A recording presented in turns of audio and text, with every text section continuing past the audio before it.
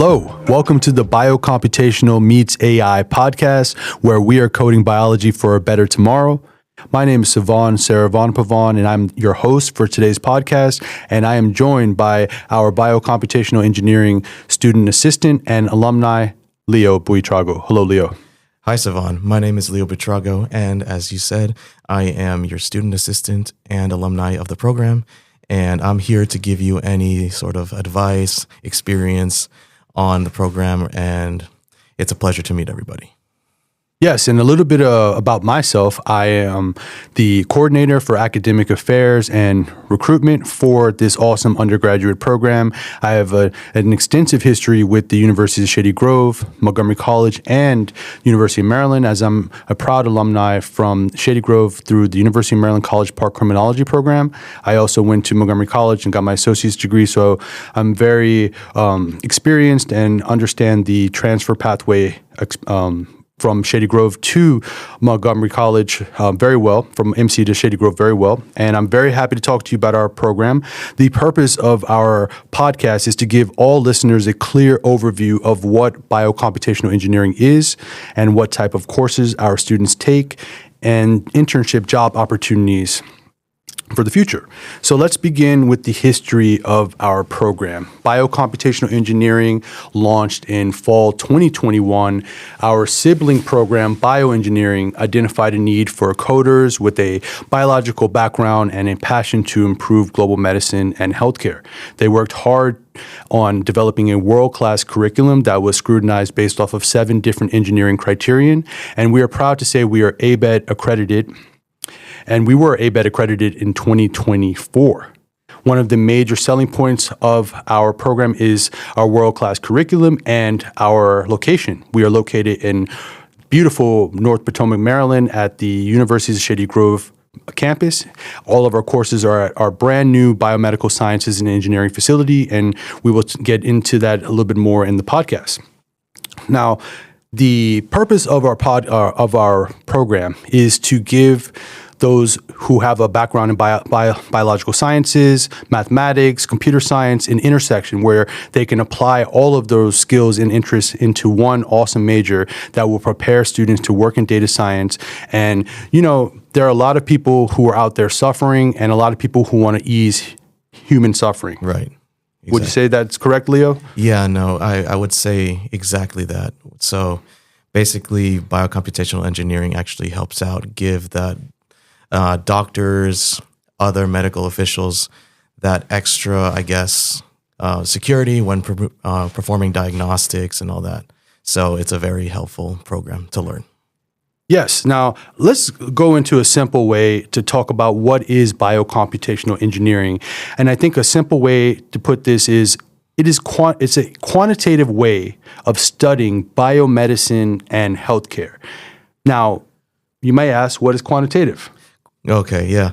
So quantitative, as I like to kind of think about it, is basically putting numbers to something, basically giving something a number, like how many cells are in the body, stuff like that, basically knowing how much you're dealing with, basically, in a number sense. Yes. So as I said, quantitative way of studying biomedicine and healthcare. Now, we are solving biomedicine problems. We are solving healthcare problems by using coding and AI to solve these problems. And it is a super technical and impactful program. A little bit about myself. I have a long history in higher education. I lived abroad for many years. And in 2022, I was moving back from Japan, and I wanted to choose a major. I wanted to get back into higher education, and I wanted to choose a program that could influence my children. I have 2 young daughters, and I wanted to be able to bring them to work with me and show them what I was doing and show them how an engineer can make an impact on the world. And when I saw biocomputational engineering and I realized, okay, they can help people, they can, make an impact on the world of biotech and improve global healthcare and medicine, and also be compensated very well and work in an environment that is not as stressful as, a patient engagement with doctors and nurses. Mm-hmm. And I want to talk to you more about why a student would benefit joining biocomputational engineering. So let's start with the beginning. I know I mentioned we started in 2021. Leo, when did you start? So I joined this program under the second cohort back in 2022, and I graduated in 2024. Okay, excellent. Now, we are a very small boutique program right now as we continue to grow. A little bit of a background of our program. We have graduated 13 students in total, and now we have 14 current students. So we have 7 rising juniors and 7 seniors who will be graduating in spring of 2026. So our program is small, and the students who join our program are getting full support. And, it takes a village. Our faculty, including myself, we have 3 full-time faculty and staff, and we work very closely with our students to make sure they have an excellent experience in biocomputational engineering. I want to talk to you a little bit more about the universities at Shady Grove. It is a satellite campus that brings all 9 Maryland institutions to the satellite campus location, and we offer numerous amounts of graduate and undergraduate programs. I myself, as I mentioned, graduated with the criminology and criminal justice undergraduate degree from the University of Maryland, College Park, and it is a commuter campus. There are no dormitories. It's high-tech labs, beautiful labs, and an awesome, beautiful commuter campus where students who have, more non-traditional lives, who are working full-time, who have families, who have multiple things going on in their life can go and have an affordable, safe environment where they can take in-person or virtual classes. Leo, can you tell me a little bit about how you heard about the University of Shady Grove and what was your experience like? Yeah, sure. So my initial experience with the University of Shady Grove is that I actually heard about it through Montgomery College.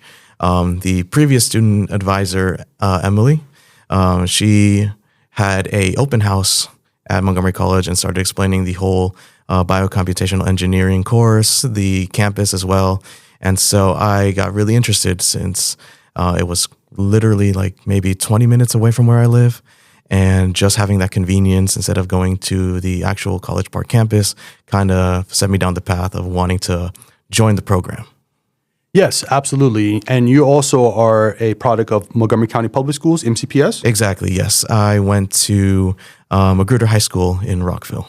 Awesome. I went to Walter Johnson High School, and I'm very proud that Montgomery County is offering such advanced STEM programs in AI, machine learning in our own backyards, where we can proudly say we can get a undergraduate degree from the Clark School of Engineering right here in Montgomery County. I had a great experience going through the MCPS pipeline at Walter Johnson. I went to Montgomery College. At the time, I was trying to figure out my life and what I wanted to do, and MC has so many different options that it was a seamless transition to learn about Shady Grove. And it's a huge reason why I'm speaking to you today. I personally, when I went to Shady Grove, and started my criminology bachelor's degree, I started as a student worker and in the Writing Center, worked hard and propelled that into a full-time position after graduation as a student services coordinator. And that led to future opportunities and why I'm here today.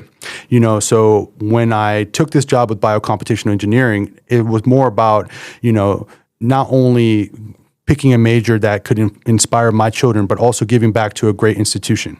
And I wanted to know more about your experience. So you were pursuing your associate's degree at Montgomery College, Rockville, when you decided to enter biocomp? Yeah, so initially I started off with a general engineering degree, but back in like 2017, 2018, when I started, I wasn't really sure exactly which type of engineering to follow.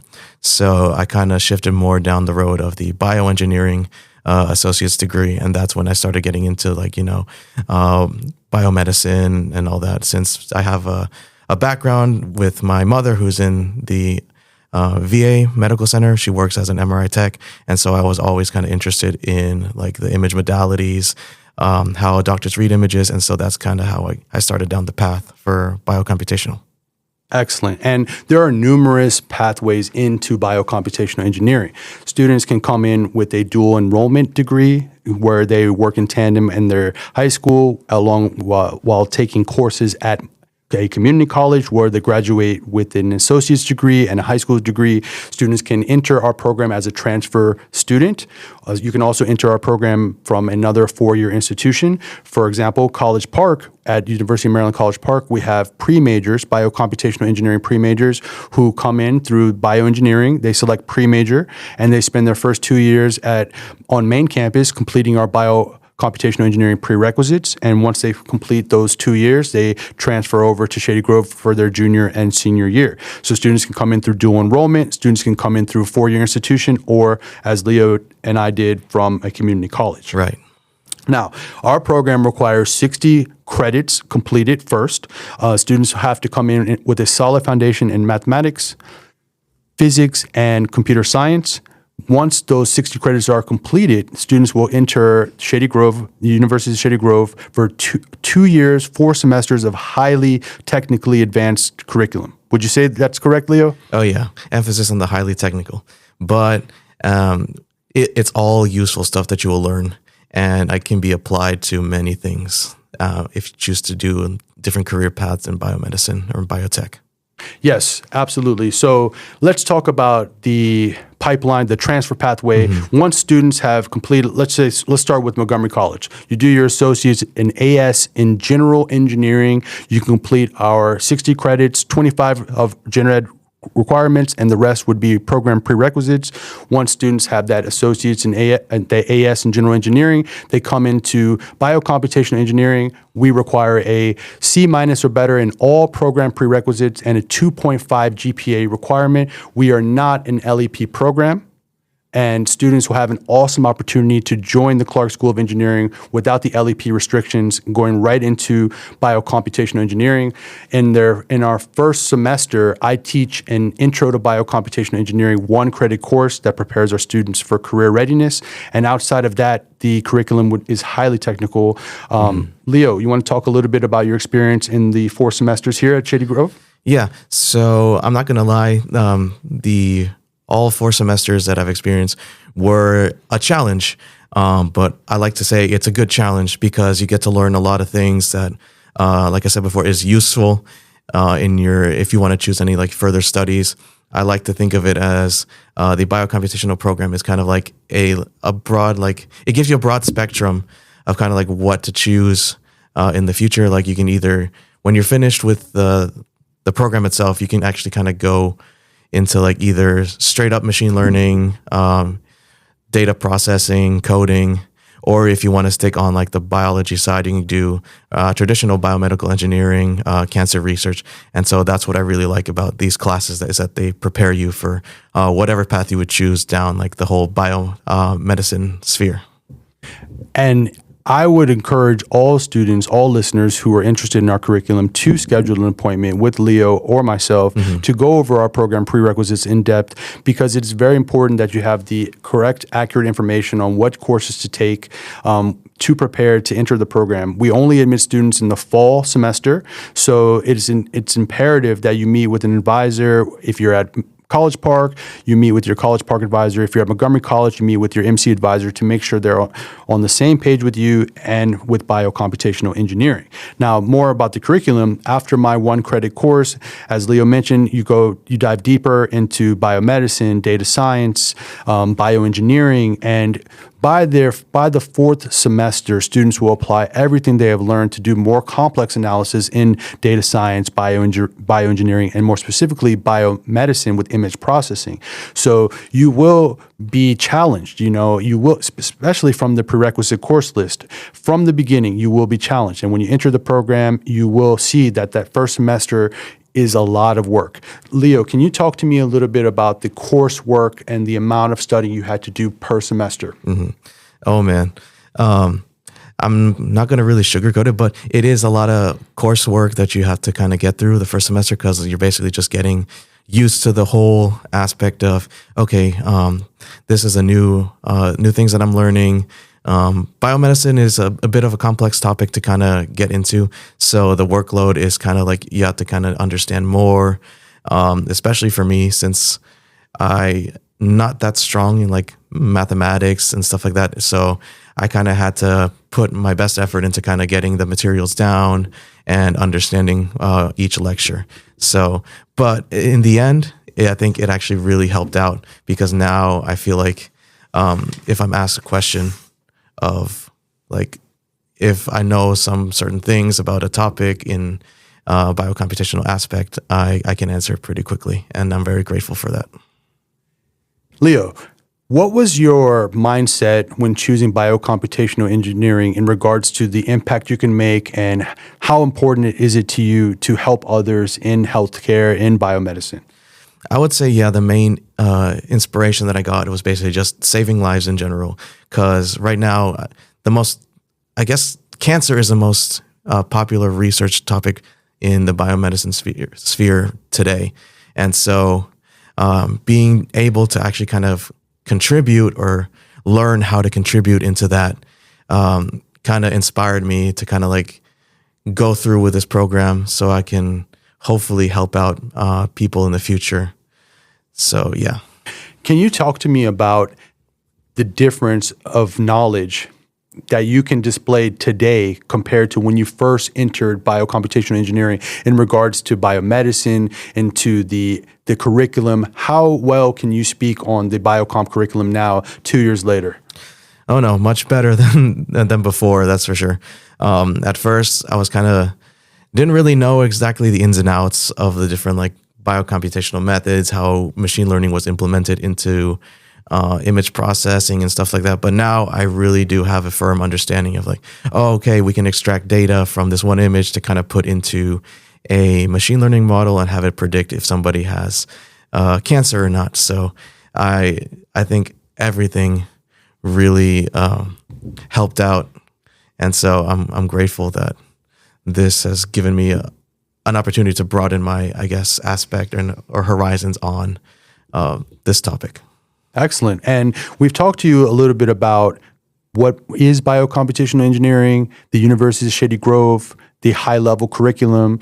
And I want to talk more to you, Leo, about your experience with your cohort, with the full-time faculty. We have 3 full-time faculty: Dr. Ma, our program director, Dr. Kalura, our biology expert, and Dr. Azarnoush, our machine learning and AI expert, along with myself as the full-time staff member. So Leo, talk to me a little bit about how you were able to navigate through the challenging curriculum, working with new faculty and your cohort.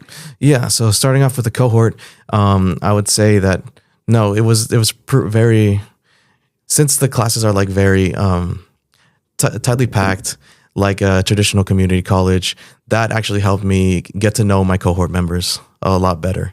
And so we quickly formed the study groups. We all got along instantly. And so I think that helped out in like completing projects, working on homework if we were stuck on problems.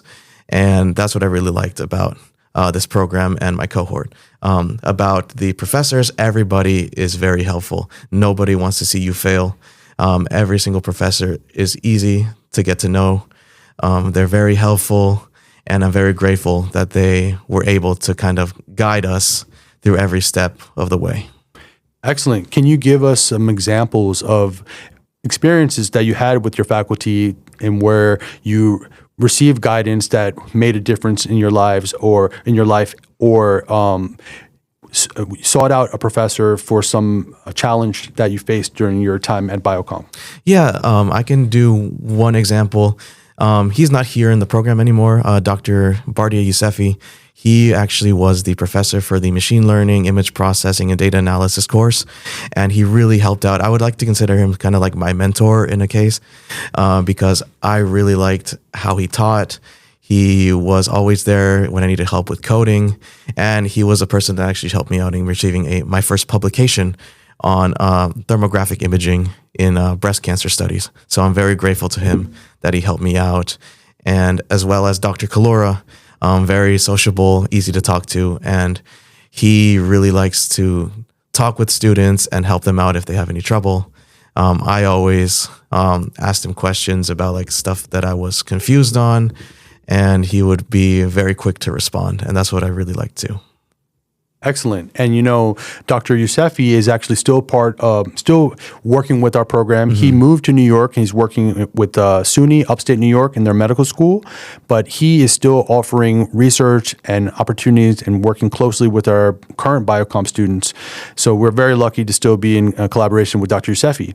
I'd like to know more about your experience with the universities of Shady Grove. Being that you're a Montgomery County resident, did you find that the location and the closeness to Montgomery College, did you find it a little bit easier of a transition than if you had moved from Montgomery College to main campus College Park? Definitely. I feel like if I would have just moved from Montgomery College to mainly College Park, I would have just had struggle just getting to know the professors, because I know the classes over there are can be over like hundreds of people in attendance. So I really like the almost, I guess, closeness you feel with the professors here and the classmates as well. The campus location as well is very convenient. Like I said before, I live probably 20, 25 minutes away on a good day. So I really like how it's close by and I can just stop by, just either study or not really have to bear with the insane traffic that you have to get through on 495 all the way down to College Park. Absolutely. I think the location is awesome for Montgomery County residents. I do love that the campus is quiet.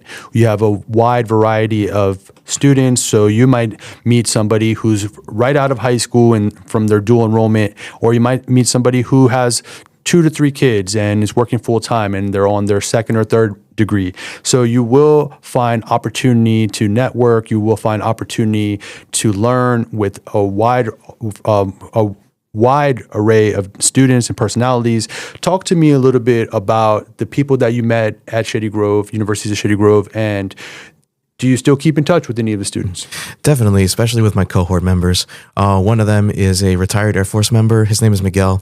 He is currently at the University of Florida in Gainesville studying a more direct biomedical engineering PhD, fully funded. He always tells me how the weather's great down there, and since he loves fishing, he's always fishing over there. But yeah, another one is Severin. He's also my cohort member. He is currently studying at the University of Texas virtually, still living here in Maryland, but he's going down a more of a machine learning aspect.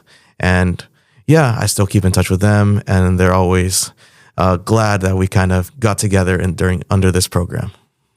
Excellent. I would say about 30% of our graduates go into a master's program or PhD. I think we have students, as Leo mentioned, at University of Florida doing biomedical, University of Texas, Carnegie Mellon, Johns Hopkins University. And Leo, you're also in a master's program, right? Exactly. I'm in the master's program actually offered here at the University of Shady Grove under the biotechnology program of study. With UMBC? Yes, with UMBC. Awesome. Thank you. Now, I want to talk to you about how does AI and machine learning influence biomedicine? So I kind of mentioned it a little bit before, and I think this is what I kind of believe is that AI and machine learning actually helps in the prediction aspect and diagnostic aspect. Basically, doctors want to be as accurate as possible with their diagnostics, and I think implementing machine learning into that aspect kind of helps out, making sure there is no mistakes. Yes, absolutely. In a way, for me, as I'm more of a logistics admin side. I'm not an engineer, so I had to learn a lot about biocomputational engineering.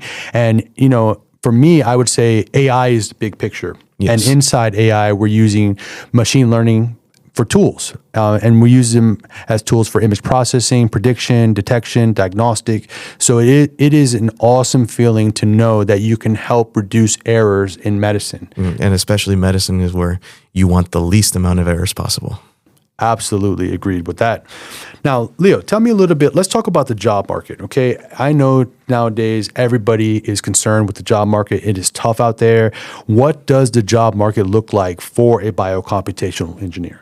So yeah, there's many different ways that you can kind of use your biocomputational engineering skills in the job aspect. For example, I had a summer fellowship at NIST where I actually used my programming skills to kind of implement web development and all that, with the use of getting websites ready for AI implementation.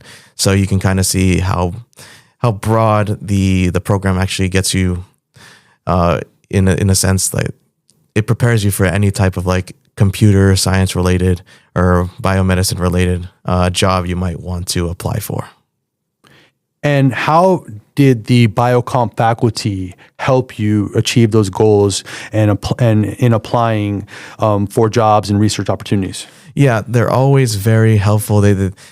Just the mention of like having a letter of recommendation, they're always glad to kind of have them be considered as a person to give a letter of recommendation. So, for example, Dr. Yousefi was actually one of the main people that helped me out with this NIST fellowship.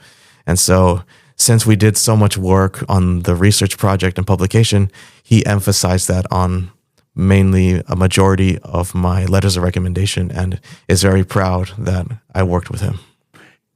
I'm glad to hear that. And, I teach an intro to biocomputational engineering course, preparing students in career readiness. And we have the engineering career services team come over, speak with our students. And we recently learned that getting a job is 90% networking. It is a lot of work, and you need to check all of the boxes. You need to be the complete package. In just our first podcast, I want to give you a little bit of information to help you, all those out there listening. When you're applying for a job now, it's very hard for companies to tell the difference between candidate A and candidate B just by their application. You need to do other things to stand out. You need to do other things that other people aren't learning, because most people are learning the same things. So standing out, taking the initiative, and being a master in communication, professional writing, how you network will be instrumental in a successful career. Would you agree with that, Leo? Definitely.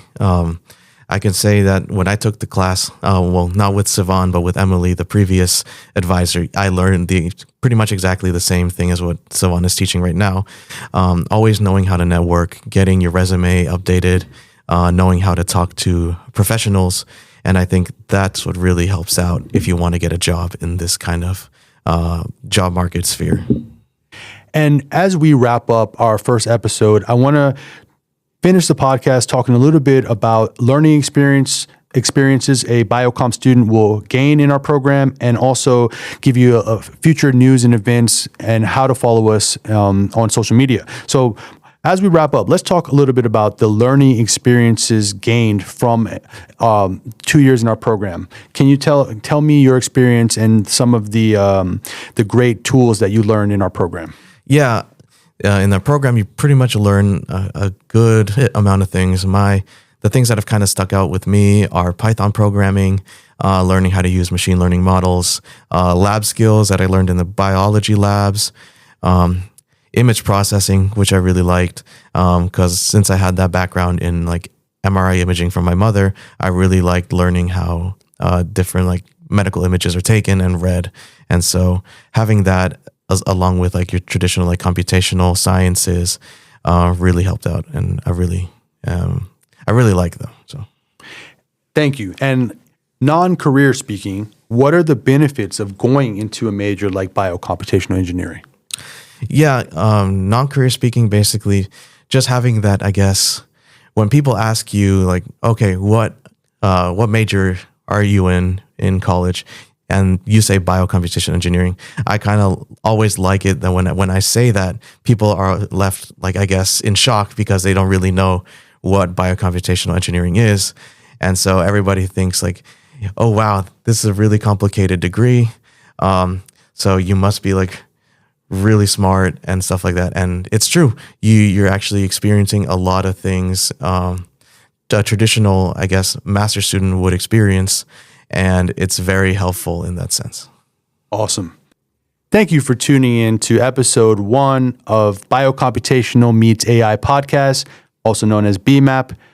We are excited to provide episode 2 very soon. For future news and events, please check us out on biocomp.umd.edu. That's biocomp.umd.edu. You can also check our content out on YouTube. We have a Biocomputational Engineering YouTube page.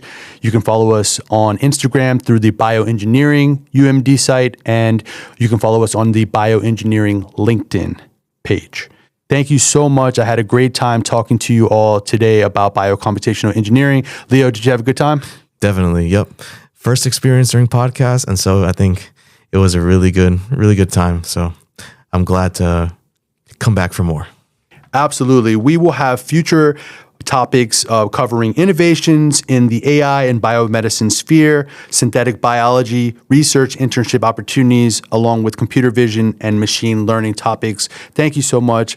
We hope you have a wonderful day wherever you may be. Peace.